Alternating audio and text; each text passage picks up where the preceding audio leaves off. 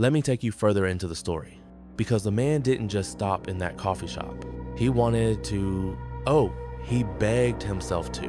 But once he started speaking, it was like something behind him was holding his spine, pulling the truth out of him one trembling sentence at a time. After the backyard incident, he said he didn't sleep for 3 nights, not even a minute. Every time his eyes closed, he felt that cold crawling up his back, creeping toward the base of his skull.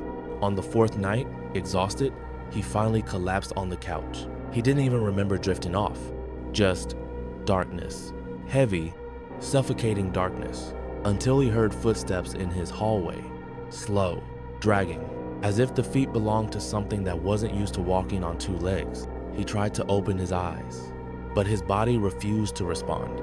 Sleep paralysis. He'd had it once or twice in his life, but nothing ever felt like this.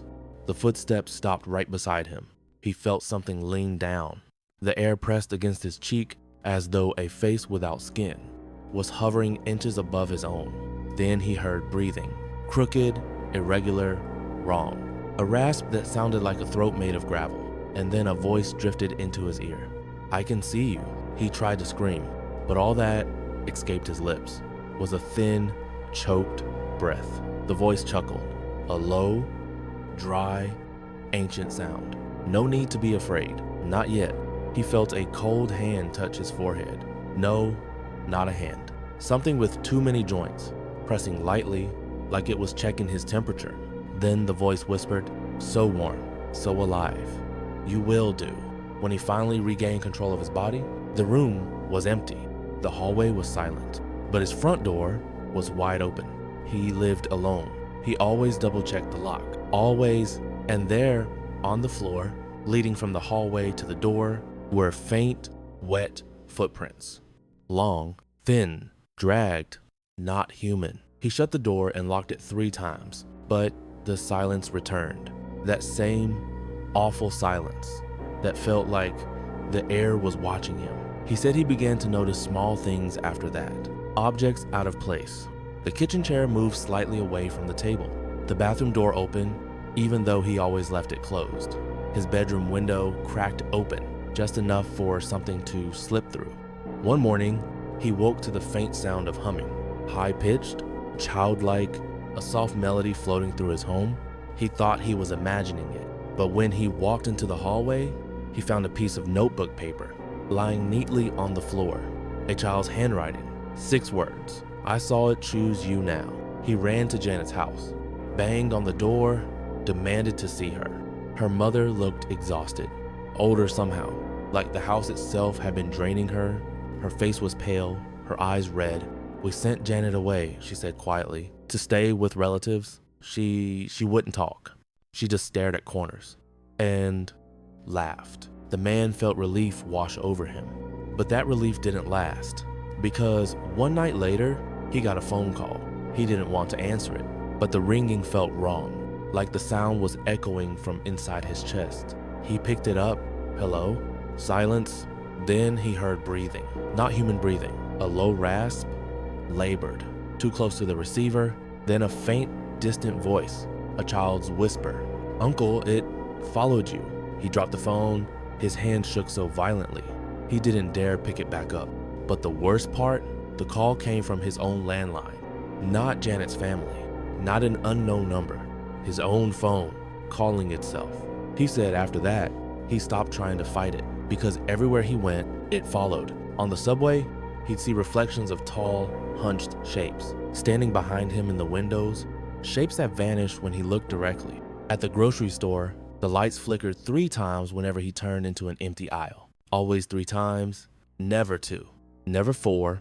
In the shower, he'd hear soft tapping on the bathroom mirror. Tap, tap, tap, slow, patient, like knuckles made of bone, gently checking if he was still there.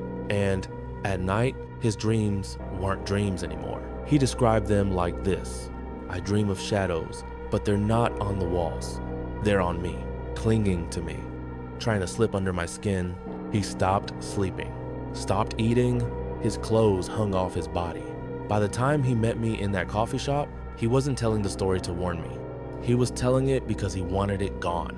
He believed that once he passed the story on, the thing would shift its gaze, move on, find someone new.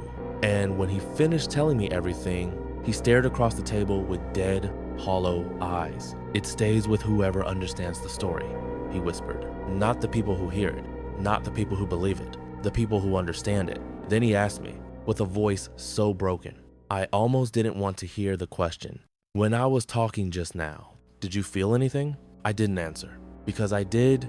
A subtle chill, a tightening in my throat, a faint pressure at the base of my spine, and he whispered the words that still echo in my mind. "Good, it knows you now."